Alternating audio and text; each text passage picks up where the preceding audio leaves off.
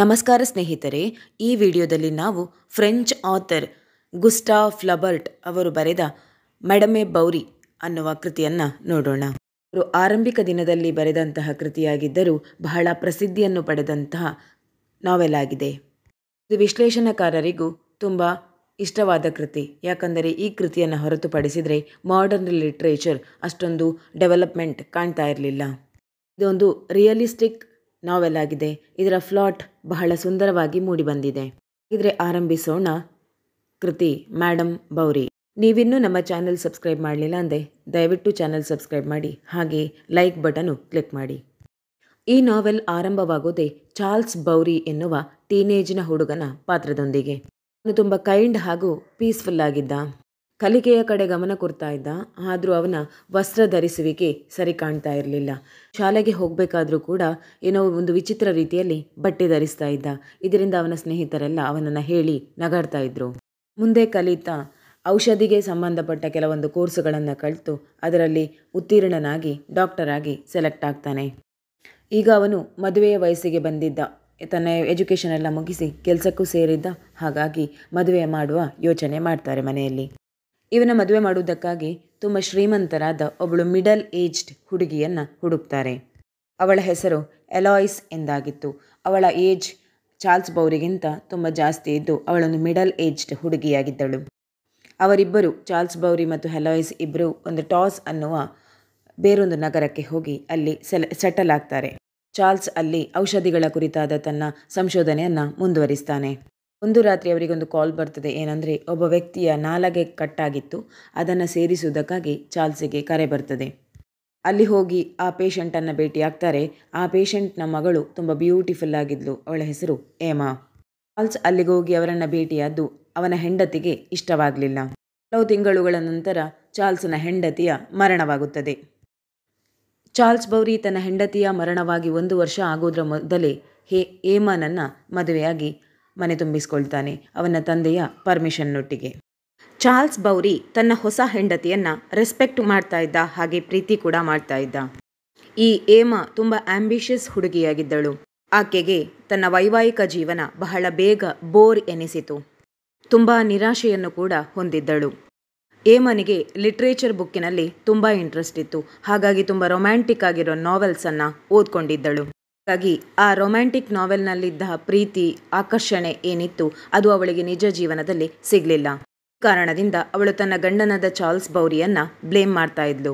ನಿಮ್ಮ ಲುಕ್ ಚೆನ್ನಾಗಿಲ್ಲ, ನೀವು ಚೆನ್ನಾಗಿ ಮಾತನಾಡೋದಿಲ್ಲ, ನಿಮಗೆ ಚೆನ್ನಾಗಿ ವ್ಯವಹಾರ ಮಾಡೋದು ಬರೋದಿಲ್ಲ, ಹೀಗೆ ಪ್ರತಿಯೊಂದು ಕಾರಣಕ್ಕೂ ಏನಾದರೂ ಒಂದು ತಗಾದೆ ತೆಗಿತಾ ಇದ್ಲು.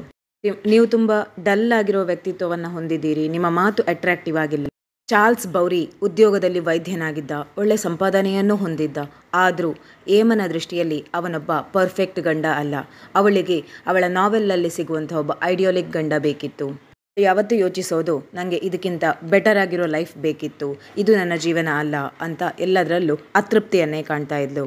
ಎಕ್ಸೈಟಿಂಗ್ ಆಗಿರೋ ಲೈಫ್ ಅವಳು ಎಕ್ಸ್ಪೆಕ್ಟ್ ಮಾಡ್ತಾ ಇದ್ಲು. ಏಮನ ಮಾತಿನಂತೆ ಅವರಿಬ್ಬರು ಬೇರೊಂದು ಟೌನ್ಗೆ ಹೋಗಿ ಅಲ್ಲಿ ಸೆಟಲ್ ಆಗಲಿಕ್ಕೆ ಯೋಚನೆ ಮಾಡ್ತಾರೆ. ಮುಂದೆ ಅವರು ಯಾನ್ವಿಲ್ ಅನ್ನುವ ಹೊಸ ನಗರಕ್ಕೆ ಶಿಫ್ಟ್ ಆಗ್ತಾರೆ. ಆಗ ಏಮಾ ಪ್ರೆಗ್ನೆಂಟ್ ಕೂಡ ಆಗಿದ್ದಳು. ಅವಳು ಕೆಲವೇ ದಿನಗಳಲ್ಲಿ ಒಂದು ಹೆಣ್ಣು ಮಗುವಿಗೆ ಜನ್ಮ ನೀಡ್ತಾಳೆ. ಆ ಮಗುವಿನ ಹೆಸರು ಬೆರ್ತ್. ಮುಂದೆ ಏಮಾ ತನ್ನ ಮದರ್ಹುಡ್ ಅಂದರೆ ಮಾತೃತ್ವದ ದಿನಗಳಲ್ಲೂ ಕೂಡ, ತಾಯ್ತನದ ದಿನಗಳಲ್ಲೂ ಕೂಡ ಅದರಿಂದ ಅವಳು ಬೋರ್ ಹೊಂದುತ್ತಾಳೆ. ನನ್ನ ಲೈಫ್ ಇಷ್ಟಕ್ಕೆ ಮುಗೀತದೆ ಅಂತ ಅಂದ್ಕೊಳ್ತಾಳೆ. ಅದರಿಂದ ಹೊರಬರಲು ಮನೆಯ ಸುತ್ತಮುತ್ತಲಿರುವ ಪ್ರದೇಶದ ಜನರೊಂದಿಗೆ ಬೆರೀತಾಳೆ. ಆದರೆ ಅಲ್ಲೂ ಕೂಡ ಅವಳು ಬೋರ್ ಫೀಲನ್ನು ಮಾಡ್ತಾಳೆ. ಅವಳಿಗೆ ಲಿಯೋನ್ ಎನ್ನುವ ಒಬ್ಬ ಕ್ಲರ್ಕಿನ ಪರಿಚಯ ಆಗ್ತದೆ. ಅವನನ್ನು ಹೊರತುಪಡಿಸಿ ಎಲ್ಲರಲ್ಲೂ ಅವಳು ಬೋರಾದ ಒಂದು ನಿರಾಶೆಯ ಅನುಭವವನ್ನು ಪಡಿತಾಳೆ. ಬಟ್ ಅವನೊಬ್ಬ ಅಟ್ರಾಕ್ಟಿವ್ ಪರ್ಸನ್ ಆಗಿ ಕಾಣ್ತಾನೆ. ಆ ಲಿಯೋನಿಗೂ ಕೂಡ ಸಂಗೀತ ಮತ್ತು ಸಾಹಿತ್ಯದಲ್ಲಿ ಬಹಳ ಒಲವಿತ್ತು. ಇಬ್ಬರ ಮಧ್ಯೆ ಬಹಳ ಸಂಭಾಷಣೆ ನಡೀತದೆ. ಇದರಿಂದ ಅವರಿಗೆ ಗೊತ್ತಾಗ್ತದೆ, ನಮ್ಮಿಬ್ಬರ ಮಧ್ಯೆ ಏನೋ ಒಂದು ವಿಶಿಷ್ಟವಾದ ಅನುಭವಗಳಿದೆ, ಅದೇ ಪ್ರೀತಿ ಇರ್ಬೋದು ಅಂತ. ಆಗಲೇ ಲಿಯೋನಿಗೆ ಹೈಯರ್ ಸ್ಟಡೀಸಿಗೆ, ಅಂದರೆ ತಾನು ಲಾ ಸ್ಟೂಡೆಂಟ್ ಆಗಿದ್ದ, ಅವನು ಅದನ್ನು ಪೂರ್ಣಗೊಳಿಸುವುದಕ್ಕಾಗಿ ಫ್ರಾನ್ಸಿಗೆ ಹೊರಟು ಹೋಗಬೇಕಾಗ್ತದೆ. ಈಗ ಏಮಾ ಲಿಯೋನನ್ನು ತುಂಬ ಮಿಸ್ ಮಾಡ್ಕೊಳ್ತಾಳೆ. ಆದರೆ ಕೆಲವೇ ದಿನಗಳಲ್ಲಿ ಇನ್ನೊಬ್ಬ ತುಂಬ ಶ್ರೀಮಂತ ವ್ಯಕ್ತಿಯಾದ ರೊಡಾಲ್ಫ್ ಎನ್ನುವವನ ಪರಿಚಯವಾಗುತ್ತದೆ. ರೊಡಾಲ್ಫೆ ವುಮನೈಸರ್ ಆಗಿದ್ದ. ಅವನು ಏಮಾನನ್ನು ತನ್ನ ಬಲೆಗೆ ಬೀಳಿಸಬೇಕು ಅಂತ ಕಾಯ್ತಾ ಇದ್ದ. ಅಲ್ಲಿ ಅವನು ಸಕ್ಸಸ್ ಆಗ್ತಾನೆ ಮತ್ತು ಏಮಾ ಅವನ ಬಲೆಗೆ ಬೀಳ್ತಾಳೆ. ಮುಂದೆ ಇದು ತುಂಬ ಲಾಂಗ್ ಅಫೇರ್ ಆಗಿ ಮುಂದುವರಿಯುತ್ತದೆ. ಆದರೆ ಕೊನೆಗೆ ಅದರಲ್ಲಿ ಅವರಿಗೆ ಆರಂಭದಲ್ಲಿದ್ದಂತಹ ಜಾಯ್ ಅಥವಾ ಸ್ಯಾಟಿಸ್ಫ್ಯಾಕ್ಷನ್ ಸಿಗೋದಿಲ್ಲ. ಹಾಗೆಯೂ ರೊಡಾಲ್ಫೆಗೆ ಏಮನ ಬಳಿ ಯಾವುದೇ ಪ್ರೀತಿಯ ಭಾವನೆ ಇರುವುದಿಲ್ಲ. ಅವನು ಬರೀ ಅವಳನ್ನು ಬಳಸಿಕೊಂಡಿದ್ದ ಅಷ್ಟೇ. ಏಮ ಅವನನ್ನು ನಿಜವಾಗಿ ಪ್ರೀತಿಸುತ್ತಿದ್ದಳು ಮತ್ತು ಅವನೊಂದಿಗೆ ಸಂಸಾರ ಶುರು ಮಾಡಬೇಕು, ಅಂದರೆ ಅವನೊಂದಿಗೆ ಬೇರೆ ಮನೆಗೆ ಶಿಫ್ಟ್ ಆಗಿ ಅಲ್ಲಿ ಒಟ್ಟಿಗೆ ಇರಬೇಕು ಅಂತೆಲ್ಲ ಬಯಸಿದ್ದಳು. ರೊಡಾಲ್ಫೆಗೆ ಏಮನೊಂದಿಗಿನ ಸಂಬಂಧವನ್ನು ಮುಂದುವರಿಸುವುದು ಇಷ್ಟವೇ ಇರಲಿಲ್ಲ. ಅವನು ಒಂದು ಪತ್ರವನ್ನು ಬರೆದಿಟ್ಟು ತನ್ನ ವ್ಯವಹಾರವನ್ನು ಅಲ್ಲಿಗೆ ನಿಲ್ಲಿಸಿಬಿಡ್ತಾನೆ. ಅವನ ವರ್ತನೆಯಿಂದ ಏಮನಿಗೆ ತುಂಬ ಶಾಕ್ ಆಗ್ತದೆ. ಅವಳು ಒಂದಷ್ಟು ಸಮಯದ ತನಕ ಆ ಆಘಾತದಿಂದ ಹೊರಗೆ ಬರಲಿಕ್ಕೆ ಸಾಧ್ಯವೇ ಆಗಿರಲಿಲ್ಲ.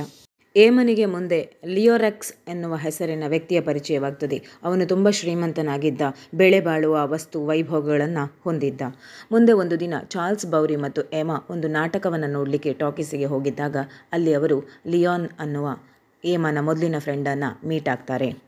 ಲಿಯಾನ್ ತನ್ನ ಹೈಯರ್ ಸ್ಟಡೀಸಿಗೋಸ್ಕರ ಫ್ರಾನ್ಸಿಗೆ ಹೋಗಿದ್ದವ ರಿಟರ್ನ್ ಬಂದಿದ್ದ. ಈಗ ಪುನಃ ಅವರಿಬ್ಬರ ಪ್ರೇಮ ಸಂಬಂಧ ಮುಂದುವರಿಯುತ್ತದೆ. ಏಮ ತನ್ನ ಗಂಡನಿಗೆ ನಾನು ಪಿಯಾನೋ ಸ್ಟಡಿ ಮಾಡಲಿಕ್ಕೋಸ್ಕರ ಬೇರೆ ಪೇಟೆಯ ಮತ್ತೊಂದು ಭಾಗಕ್ಕೆ ಹೋಗ್ತೇನೆ ಅಂತೇಳಿ ಆಗಾಗ ಲಿಯಾನನ್ನು ಭೇಟಿಯಾಗಲಿಕ್ಕೆ ಬರ್ತಾಳೆ.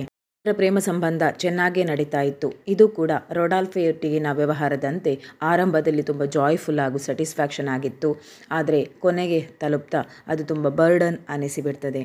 ಏಮ ತನ್ನ ಪ್ರೇಮ ಸಂಬಂಧವನ್ನು ಮುಂದುವರಿಸಲು ಉಳಿಸಿಕೊಳ್ಳಲು ಲಿಯಾನ್ ಮತ್ತು ರೊಡಾಲ್ಫೆಗೆ ಒಂದಷ್ಟು ಬಗೆಯ ಗಿಫ್ಟುಗಳನ್ನು, ಕಾಸ್ಟ್ಲಿ ಗಿಫ್ಟುಗಳನ್ನು ನೀಡಿದ್ದಳು. ಇದಕ್ಕೆಲ್ಲ ದುಡ್ಡನ್ನು ಲಿಯೋರೆಕ್ಸಲ್ಲೇ ತಗೊಂಡಿದ್ಲು. ಅದಕ್ಕೋಸ್ಕರ ಲಿಯೋರೆಕ್ಸ್ ಚಾರ್ಲ್ಸ್ ಬೌರಿಯ ಪ್ರಾಪರ್ಟಿಯನ್ನು ತಾನು ತನ್ನ ಹೆಸರಿಗೆ ಬರೆಸಿಕೊಂಡಿದ್ದ, ಅದು ಏಮನ ಸಹಾಯದೊಂದಿಗೆ. ಇದರಿಂದ ಏಮ ತುಂಬ ಸಂಕಟಕ್ಕೆ ಈಡಾಗ್ತಾಳೆ. ಮುಂದೆ ಲಿಯೋನಾಲ್ ಕೂಡ ನನ್ನನ್ನು ಬಿಟ್ಟು ಹೋದರೆ ನನ್ನ ಸ್ಥಿತಿ ಏನು ಮತ್ತು ಈ ಪ್ರಾಪರ್ಟಿಯ ವಿಷಯವೇನು, ನನ್ನ ಗಂಡನಿಗೆ ಗೊತ್ತಾದರೆ ನನ್ನ ಜೀವನ ಏನಾಗ್ಬೋದು, ಇದೆಲ್ಲ ಕ್ವೆಶ್ಚನ್ ಏಮನ ತಲೆಯಲ್ಲಿ ಇರ್ತದೆ. ಆಗಲೇ ಒಬ್ಬ ಜಸ್ಟಿನ್ ಎನ್ನುವ ಹೊಸ ವ್ಯಕ್ತಿಯ ಪರಿಚಯ ಆಗ್ತದೆ.